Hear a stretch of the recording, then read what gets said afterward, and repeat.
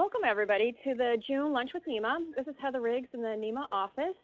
Thanks for joining us today to talk about creating a small gift program in a small shop with Laura Ewing-Mahoney. Did I say that right, Laura? It's Ewing. Ewing. I knew I was going to say that wrong.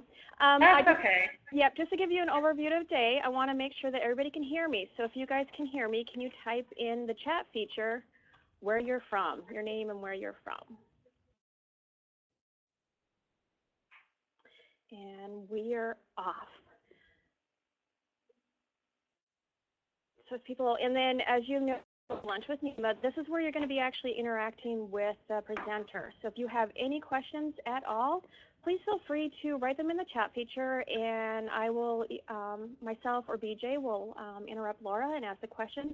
We'll also have a Q&A period at the end, but definitely if you guys do have questions, we do encourage that.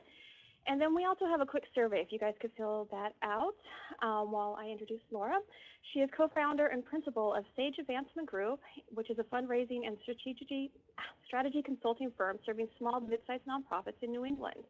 She has over 22 years of experience advancing organizations and has personally raised over $25 million for a variety of causes.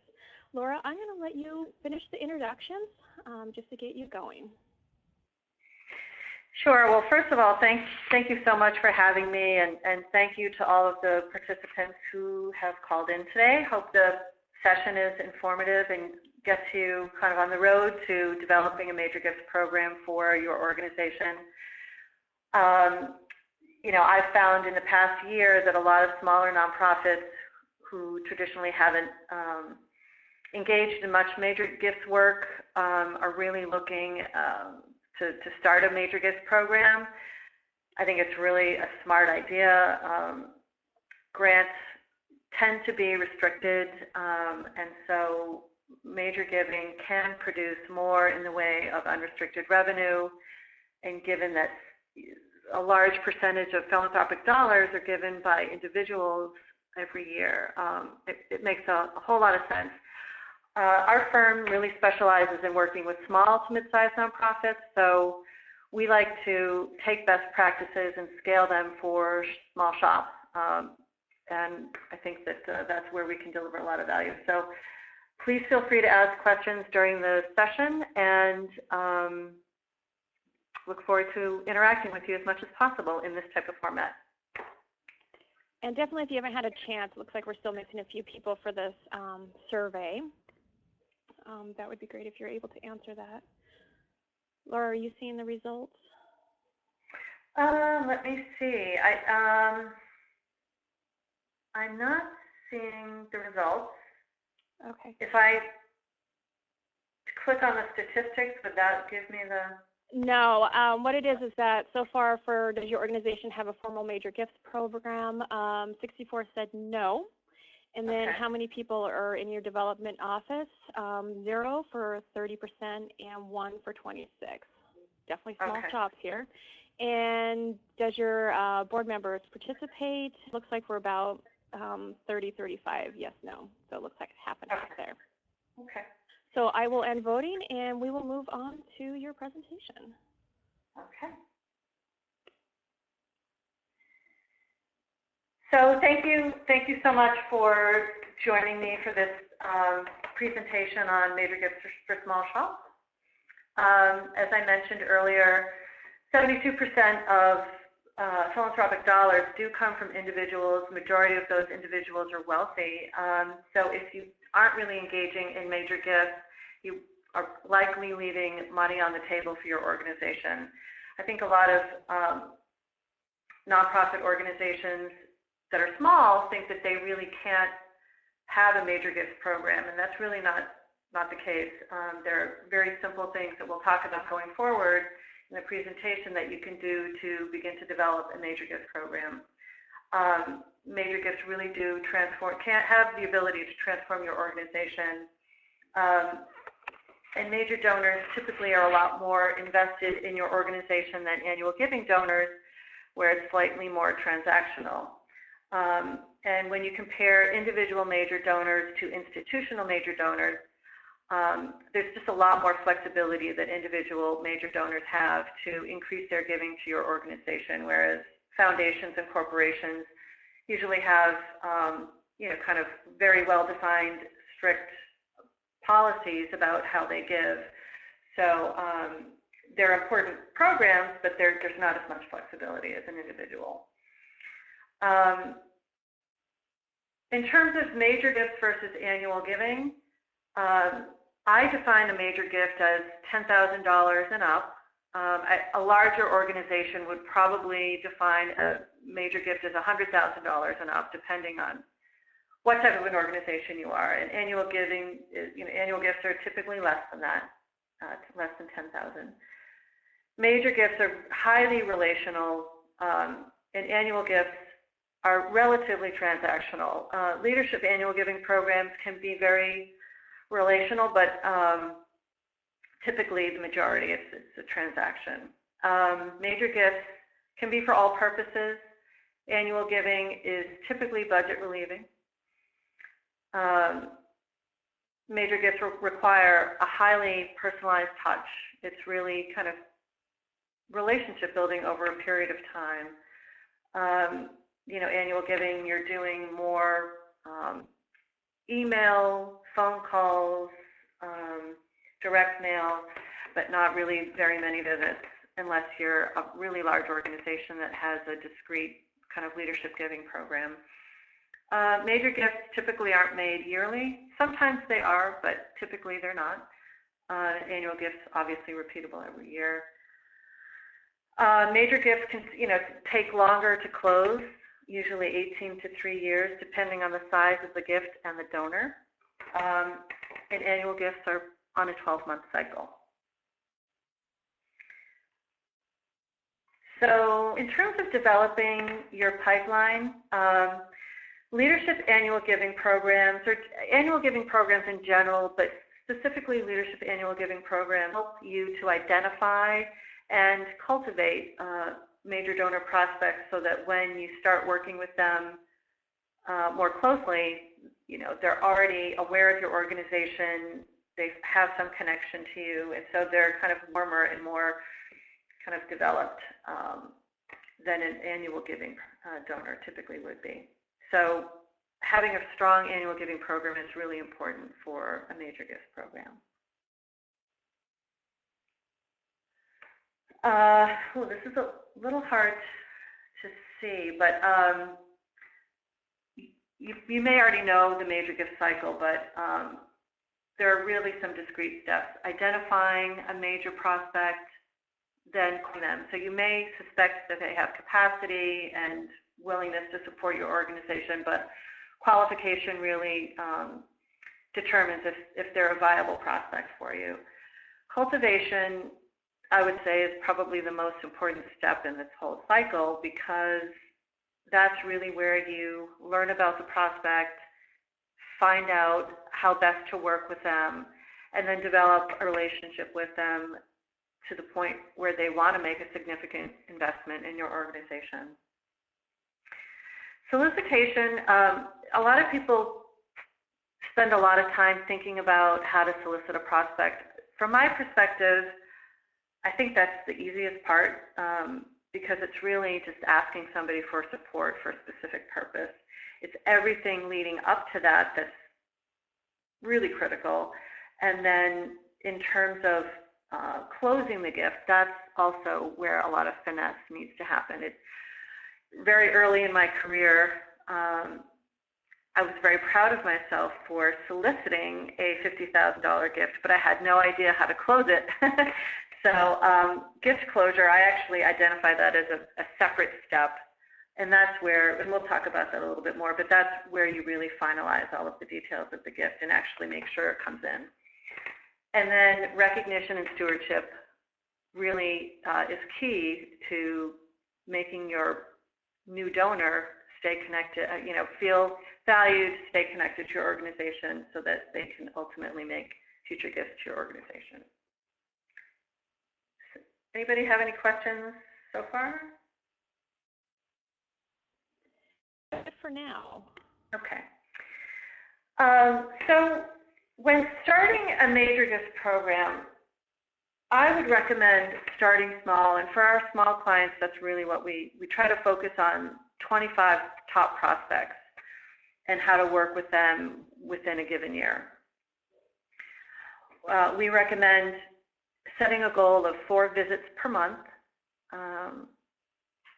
which may feel impossible, but I think that finding ways to kind of put that on your calendar, make it a priority, and you might not get 4 visits every month, but if you kind of set that goal to try to achieve that, I think that will really take you a long way. You know, I recommend 3 to 5 moves for each prospect that you're working with in a given year. Not every move has to be an in-person meeting, but they should all be moves that are meaningful for the prospect and kind of move them deeper into cultivation. And especially for small shops, I think it's really important to engage your board and other volunteers and donors to help you identify, cultivate, solicit, and steward major donor prospects. Laura, I do have a question. What is a move? We will be discussing that in a minute. Okay, and then also would you be able to speak up just a tad bit? Sure. I've just had a request on that one. So sometimes it's easier if people call in for the audio versus their computer speakers. So it really depends upon the speakers and stuff. Okay. Is this better? You have to talk again so everybody can hear you. Okay. Is this better?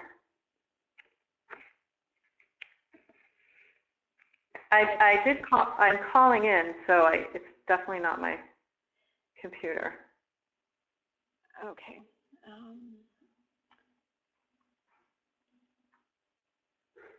Okay, so it says people can hear fine. Okay. Okay, all right, so it sounds like the majority of people can hear me. So let's move forward.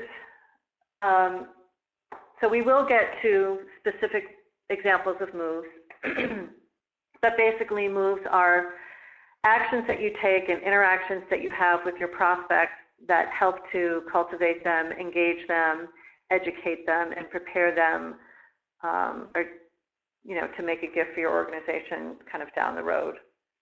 There are certain things that your staff will help you do with major gifts and some roles that board members could fill as well. Staff typically identifies prospects, develops profiles for your top prospects, and profiles are really bio sheets for each prospect, and it could include family information, where they give to other organizations, how much they've given to your organization, what they do for a living, you know, what they paid for their home, do they have a second home, anything that will help inform the strategy around a prospect would be helpful to have on your donor profile.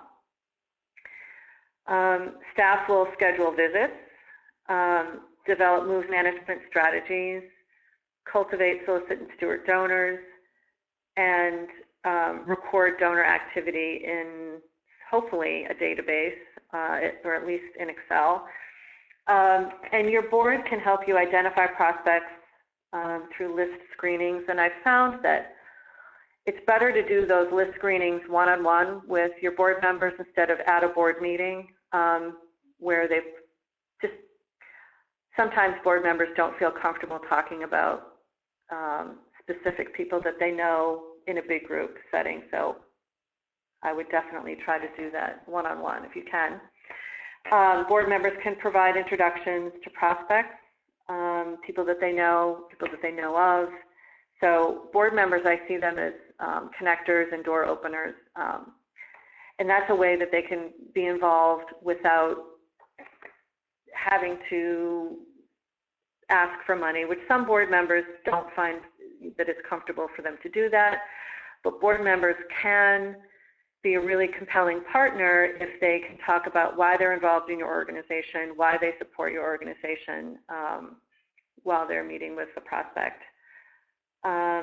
Board members can also help to connect with prospects at events, and they can help make thank you calls when donors make large gifts. Okay. So who might be a major gift prospect? Definitely your most generous and or consistent donors. Volunteers, board members, and community leaders, and any other person that has interest or connection to your mission, your organization. So those are kind of the primary suspects. And in terms of trying to figure out, hone in on, who might be a good prospect, I recommend looking at three things: wealth indicators, their philanthropy and involvement with other nonprofits, and their social connections. These are just clues, really qualification where you go and you meet and you talk with the prospect. That's really the final way to figure out if this person is really viable. But wealth indicators include not just how much their home is worth, but if you can find out how much they paid for their home, that's a good indicator of wealth. Not necessarily of their philanthropy, but potential capacity, what they do for a living, what hobbies they're engaged in. Do they have a second home? Do they travel a lot? Do they come from a family that is well known? In terms of philanthropy, if they're involved in other boards, if they're going to a lot of events for other nonprofits, if they have a family foundation, those are all indications that they probably, engage in some philanthropy. And then their social connections. Are they involved in community activities? Are they members of clubs that might indicate wealth and connections? So all of those things combined make for a likely major gift prospect.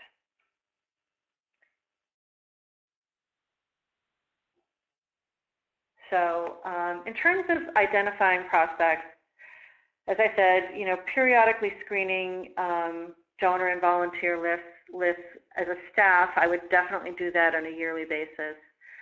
I would also, when new gifts come into your organization, I would do a quick search on that person. If there's a way that you can find out why they started giving, that's also helpful. But to know, who's giving to your organization, especially new donors, can help you prioritize how you spend your time with them. If you have a large database, I would consider doing a wealth screening. Typically that's, I would say, on average about $2,500 to do screening. I have found personally that that's not, it's helpful if you have a large list of donors and you can't figure out a way to research on your own, and so it can help break down a larger list into a smaller list. I don't think it's really great at separating out a $10,000 donor from a $100,000 donor, which typically requires a little bit more research on your part, but it can be helpful. Just using Google and Zillow, Wealth Engine, you have to pay for that, but it does provide some helpful information. But there's a lot you can find just on Google, Zillow, and other public information sources that can help put some pieces of the puzzle together. And then also when you have special events, or because many of you interact with the public often, Pams, trying to listen for clues for capacity, just talking with somebody and finding out about their interests and, kind of where they are in the world can also provide some clues. Hi, Laura. This is BJ. We have a few questions on that slide. One person asked you to define what what you consider a large list. So I would say anything over 5,000 donors, I think would be considered large. I suspect that most people aren't rating their prospects as new donors come on, but so that makes it challenging to start to develop a list. I mean, I would say for a top 25 list, you can do that without a wealth screening. But if you wanted to kind of really implement a formal major gifts program, and you wanted, say you had, a staff member that could handle a portfolio of 150 people, and that's all that they were going to do, it might be worth your while to screen your database with the service. And then Emily also asked, is there a particular screening service that you would recommend? I really think it depends on how you're going to use it. I know that Blackbaud analytics, people seem to really like that more than anything. Wealth Engine has some products. There's one other. There's a guy named Corky Miller, and I can't remember the name of his firm, but I'll try to get it before the end of the session. But they're basically all the same. I would say that if you're going to do it, make sure that you are going to act on the information. It's not really useful if you don't plan to spend some time really working on a major gifts program. So that's there's a lot you can do without doing a wealth screening.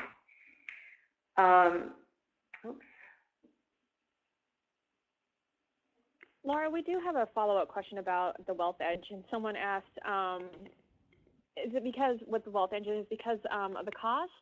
Do you have any idea of what that is, or because it's not germane to smaller nonprofits? No, I think it's just the product we use. I actually don't know what the cost is off the top of my head. Most of them, if you're doing just a wealth screening, it's about, as I said, about $2,500. Some of it depends on the types of analytics that you get from them. I would say I've never seen a predictive modeling service work well, so I wouldn't waste your money on, kind of doing any predictive modeling on your database. I think if you can just stick to the basics of figuring out who has capacity, that's, if people don't have capacity, then they're not going to be major donor prospects to your organization. So in terms of Wealth Engine, I don't think they're any better or worse than others. At my AFP seminar a week ago up in Concord, we were talking about services, and people seem to think that Blackbaud Analytics was pretty good. So it depends on your records and how much data you want from them. So $2,500, I would say, is probably the minimum investment that you'd need to. In terms, and if there are other questions, just let me know. In terms of figuring out who to pursue, who to spend time with, there was a great article that came out maybe 5 years ago, and I think it was something like why Bill Gates is not your best prospect. And what that really means is, you really need to have three things in order for somebody to be a viable prospect. They have to have capacity, they have to have interest, and you have to have access to them. So just because somebody's wealthy, in and of itself, that does not mean they are a good prospect for your organization. Generally speaking, your current donors are your best prospects because they're already giving to your organization. They know about your organization level, and it's much easier to engage them at a deeper level than it is to acquire new donors.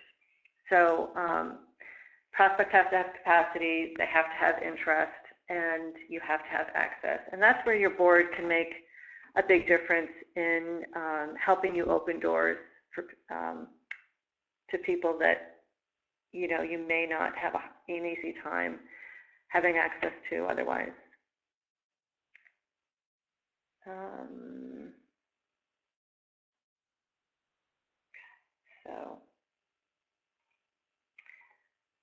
So how to cultivate a prospect. So say you've got your list of 25 people that you'd like to pursue in this upcoming year. What you really want to do is review each person and map out at least for those people. Understanding that you may meet with them and then the strategy might change a little bit. But it's helpful to know over the course of the year, these are the 3 to 5 things I want to do with this person. Face-to-face meetings are the single most important thing that you can do to cultivate a prospect. And I like to think of major gift fundraising the same way that you would develop any other type of relationship. It takes time. You don't, you know, show up and throw up, as we say. You know, you're going to be a good listener. If you want to be successful, you want to have a genuine interest in the person and what they are interested in, what their values are, all of those things. You know, showing that you have an authentic interest in the person takes you a very long way, and people can feel authenticity. And what it does is it helps give you the information that you need to really cultivate the person and work with them in a way that feels good to them, is in alignment with their values and what they want to accomplish with their philanthropy. And again, partnering with different people in your organization. It could be, you know, somebody that works in collections. It could be a board member, program staff, other donors to your organization. There has to be really one person that's driving the whole major gifts process. If you have the luxury of having more than one person working on major gifts, you would each person would have a portfolio of donors. Say each person had 25 people each that they were responsible for. That person really needs to drive the whole process, but you would be involving people that would add value to the donor relationship. Not every time that you engage with them, but sometimes. So, for example, if you're an executive director, you might meet with a prospect several times on your own and then bring a program person in or have them come and tour your museum and meet with a board member with you. But so it's, you know, you're really kind of utilizing all of the resources of your organization, and the more people that are involved with the prospect, the deeper the relationship. That does not mean that everybody goes off and works with that particular donor without coordinating anything. That would be terrible. But there is value in prospects knowing who works for your organization, knowing your board members, and they become more of an insider, and that helps them have more of an investment in your organization. Okay. So sample moves. Hi, Laura. We had a few people come in kind of late, and they wanted to hear again what you mean by moves. Sure.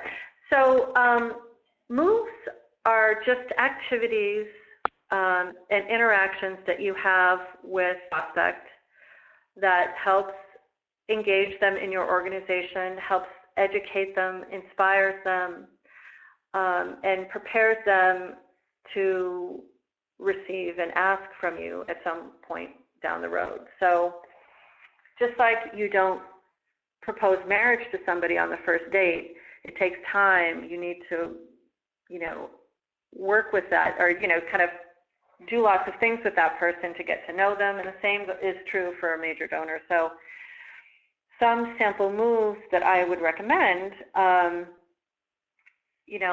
having coffee with somebody, inviting a prospect to, personally inviting them to a special event, or asking them to come before or after an event to meet with you or meet with a small group of people. If it's a donor who's given to your organization in the past, you could ask them to host an event. That's probably not a good first move, but that's a move that helps engage them in your organization. They feel more invested in the success of your organization, and they feel like they're contributing. And a lot of major donors don't want to just write a check. They want to be involved in some greater way, whether it's sharing ideas, advising you on something, helping to craft projects or initiatives that will make a difference to your organization. All of those things are really great ways to engage with a prospect. Serving on an advisory committee, event committee, or your board, touring, kind of the ins and outs of, your museum, access to special collections or things of that nature, I think would be great. I have found that really mission-driven donors like substantive engagement. So they may not come to your gala event and buy a table, but they will come to a lecture or to come in and speak with program staff about something substantive where they're learning. And so you have to kind of figure out what type of donor you're working with or prospect you're working with, and then tailor your approach to that person. And then even things like a phone call, an email or mail, a letter, sending a newsletter with a note.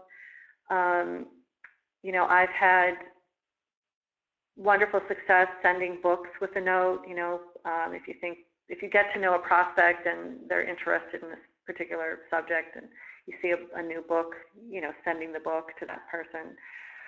So it's really relationship building.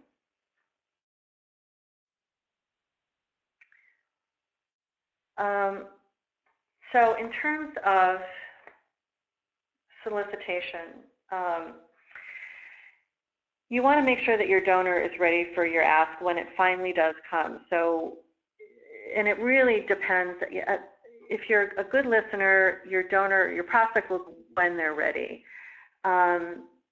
When you ask, make sure that the case for support has already been made, and you make that case for support over time, each visit. When you're planning your visits and your interactions with your prospects, there really should be a strategy. So if ultimately you need, there are 2 or 3 initiatives that are really important to your organization, planting seeds over time about what those initiatives are to gauge their interest and give them a deeper understanding of what those initiatives mean to your organization is a smart way to cultivate your prospect. When you do ask, be prepared to address objections and questions. One really simple thing to do with both annual giving and major gifts is asking for a specific gift. Many organizations don't ask for anything specific from a prospect or a past donor, and they don't. So a donor doesn't know what your expectations are. So you get more if you ask. It's just so simple. But so finding ways to do that is really, really important. I'm just reading in the comments, it said sometimes moves are also referred to as a touch, and that's definitely true. And so when you solicit a prospect, make sure that your I would say that probably 85% of prospects need time to think about a gift request if it's a major gift. And so it's always a good idea to, before you leave the meeting, talk agree to a time for you to follow up either by phone or at another meeting to close the gift. In terms of closing the gift, nailing down specifics is really, really key. So you can meet with a prospect and they say, yes, I'll do $100,000 for this, that, and the other thing. You may leave the meeting not knowing when they're going to pay the gift, if they're going to pay it in one lump sum, or are they going to, do they need multi-year pledges to pay it off, how they'd like to be recognized. If somebody does make a multi-year pledge, you want them to sign a gift agreement letter so that you can actually book the pledge. And what that does is it not only allows you to book the pledge, but it also reinforces that they're making a commitment to your organization. Depending on the donor and the situation, if somebody makes a smaller than expected commitment, you know, you always want to be very gracious and thankful. And if they acknowledge, oh, I know it's not what you know, we're looking for, but this is the best that we can do right now, you can be very appreciative and say, you know, does it make sense to talk about, you know, adding to your gift in 6 months down the line? You know, you only want to do that if it's appropriate and if it feels right. But I've worked with prospects where they, you know, they know that they're coming under, you know, the expectations, and so sometimes it's a lot of times it's a matter of timing. And then Laura, stewardship. Yeah, I do sure. have like a follow-up question on that one. After you've done all your research, how do you decide the amount? That's a great question. It really depends on a number of factors. So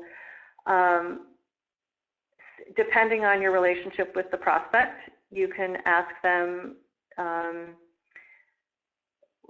you can do what's called like a pre-ask, and so that would be the meeting as you're in the process of cultivating. You can ask them if you can come back to talk to them and, you know, kind of outline kind of if it's for a particular initiative, you know, letting them know how much the initiative is going to cost, and you know, kind of what, you know, gauging their reaction to that, I think can be helpful. Looking at where else they've given and how much they've given is really helpful. And you know, sometimes it's a matter of looking at all of the factors. So, for example, I worked with a foundation prospect, and on a small, you know, relatively small campaign, they had given $25 million to Harvard Medical School, but they weren't going to give $25 million to our campaign because, you know, the scale just wasn't right. So part of it is, you know, a wealthy donor will give to scale. So if you have a project, so say your operating budget is $1 million, unless you're doing something, you know, you're in a campaign and you have a, you know, a much bigger goal, you're not going to have, you know, it's unlikely that somebody's going to give you $1 million gift. So you want to make sure that you're scaling your expectations to the size of, you know, your program and what you need. Okay, so did I answer the question? Yeah, the other one was more about having, if NEMA will have a gift agreement letter, and BJ said that she would work on that one, so we can have examples on our website. We also have other types of policies on the website. If you're a member, you're able to log in and look at different like museum-related policies, just a little push there for our website. So Laura, go for it. Okay. So stewardship is a couple of things. It's a way to continue to keep connected with your prospect. It's also a way for you to show them the impact of their gift. And, you know, unfortunately, stewardship kind of gets short shrift in the development world because there are so many other pressing priorities and, such limited staff and time that a lot of times people work really hard to, engage prospects. They get the gift, and then that same level of engagement doesn't exist after the gift is made, and that's really too bad. So there are, kind of simple ways that you can, continue keeping your best prospects engaged. Advisory committees are a great idea, sending them updates. If it's a new initiative, giving them a progress report, that sort of thing. It doesn't have to be onerous, but I think it makes, so much sense to, be respectful of the fact that somebody has given you a significant gift and deserves to be kept in the loop about how it's being used, how it's made a difference, how thankful you are. Sometimes joining a board is appropriate, or some type of a committee to keep them informed. That's always helpful. They can host events, so keep working with them as though you're, continuing to cultivate them, because in essence you really are, and, giving them, more detail about the impact of their gift is really important, whether it doesn't have to necessarily be a really formal process. Wow, okay, so that's kind of it for the formal presentation. I'd love to answer questions that you have. This is an overview of kind of how major gifts work. Each aspect of, kind of cultivation, solicitation, gift closure, identifying prospects, there's a lot that goes into that we, it's just impossible to cover in a 60-minute session. I did provide NEMA with a kind of a more operational step-by-step guide to help you get started operationally with getting a major gifts program up and running. I would say that organization is key to this working. I think it's the organization and the infrastructure is the difference between kind of soliciting a couple donors a year and maybe seeing 10 people to actually having a robust formal major gifts program. So most of that comes down to organization. Okay, we do have a couple questions coming in. Definitely, if you guys do have questions, start typing them in. We'd love to answer them. So do you have any suggestions on a user-friendly, affordable database? I know that's something that, NEMA is definitely looking into and stuff like that. So do you have any suggestions? Oh, gosh. You know what? That's not really my area of expertise. People can use, I have a couple of clients that are using Salesforce. It's free. I would say unless you, you can use an Excel spreadsheet for a major gifts program to keep it, keep track of it to start. It really, I don't recommend, it really depends on the size of your organization. Salesforce, Razor's Edge is really good. Razor's Edge has a lot of features that can almost be overwhelming to small shops. What about something like Wild Apricot? I'm not familiar with it. Okay. There's so many. Yeah, there's definitely a lot of them out there. Just looking around for a new database for NEMA is definitely one of those. Yeah. Okay, and so talk about how you handle a rejection. Sure. I would say that if you are getting an out-and-out rejection, you probably haven't done your homework.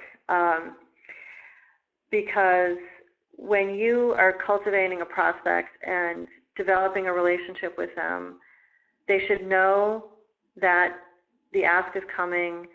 I always recommend doing a pre-ask, so having a meeting before you actually plan to solicit them to talk about, or to ask permission to come and talk about a specific initiative and their support of it. So I don't think I've ever received an out-and-out rejection. That really only happens if you don't know the prospect and you kind of spring a solicitation on them, kind of in a way where they weren't expecting it. But I mean, the whole goal of cultivation is to get to know them so that you know that it's okay to ask them for a gift and that they're receptive. And then Dawn Salerno asking, I'm repeating that one. Next question is, does a small org need at least a part-time fundraising person to pull this off? And a related question is, when should an organization consider hiring its first development staffer? Those are good questions. I would say it really, it depends. If you have an executive director, if you are an executive director,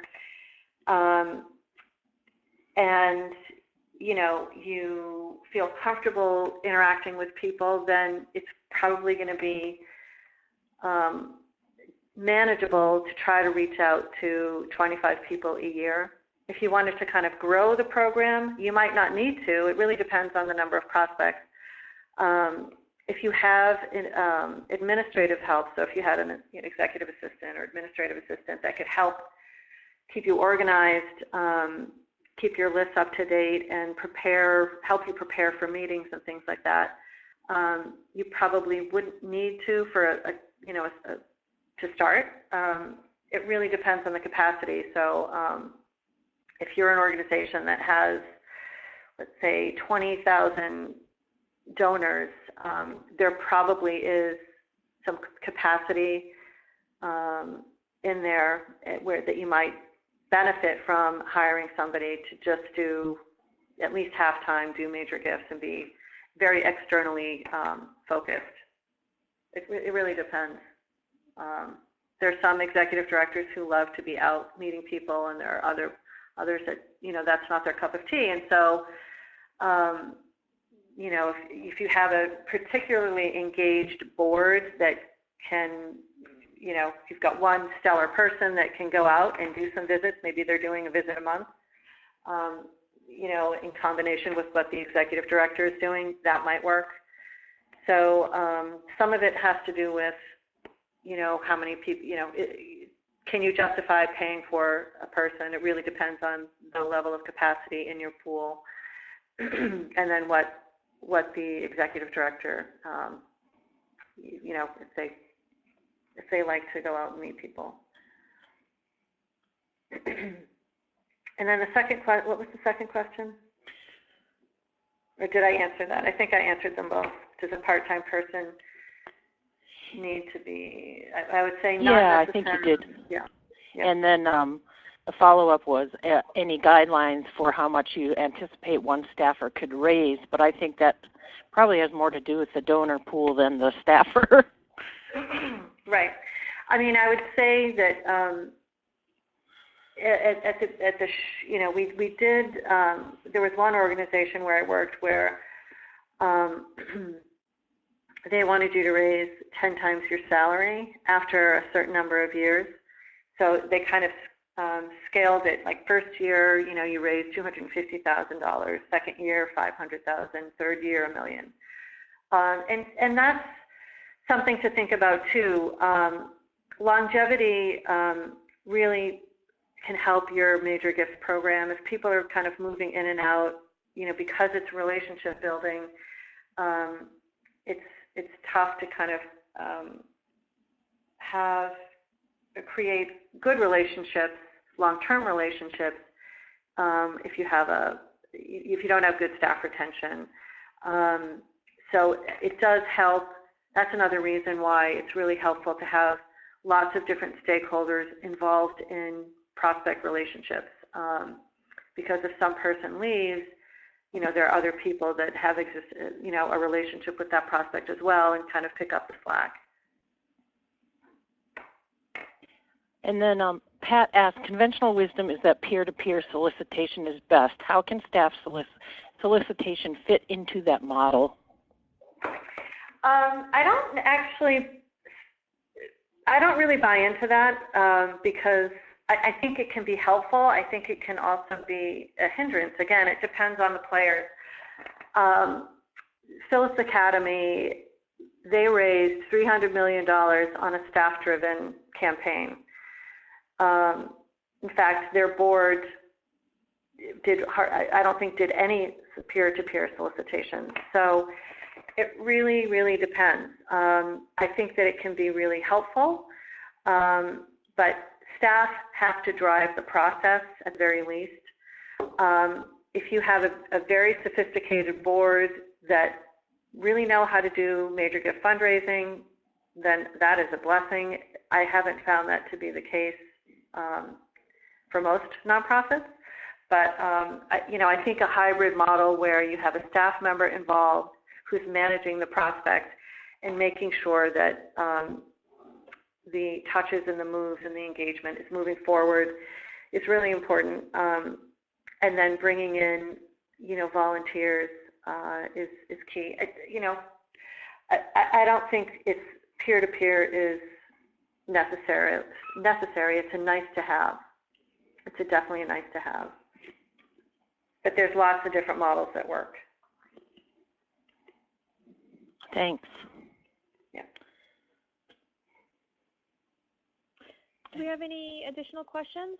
I also want to mention that the PowerPoint presentation and the document that Laura mentioned earlier, along with the recording of today's session, will be available on the NEMA website. It might take me a couple hours to get it online, but it will be online either today or early tomorrow morning.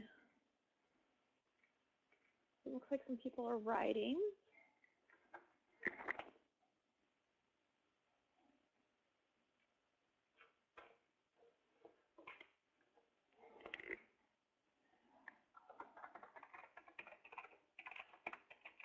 I think if nobody else has any questions, BJ does have a suggestion for gift agreements. Let's assume there are no absolutes, but what is the most important thing to remember when you are making your first approach to a prospect?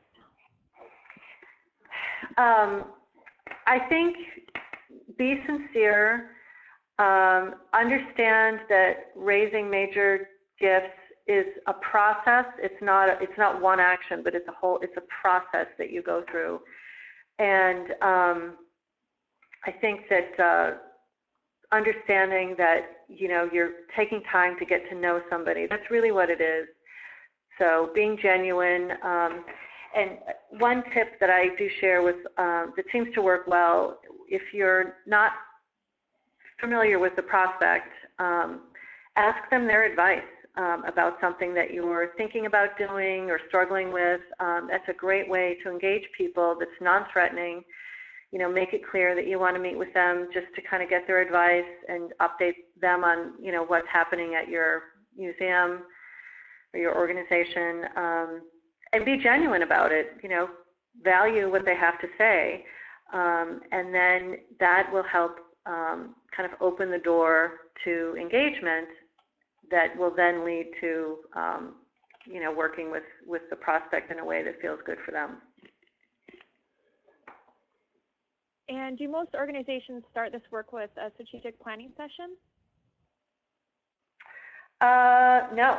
I think that a strategic plan is really key in terms of knowing what you're raising money for and being able to articulate a vision for your organization. And that's really, really important. If you don't know why, what you're raising money for or why it's important, then you're kind of dead in the water.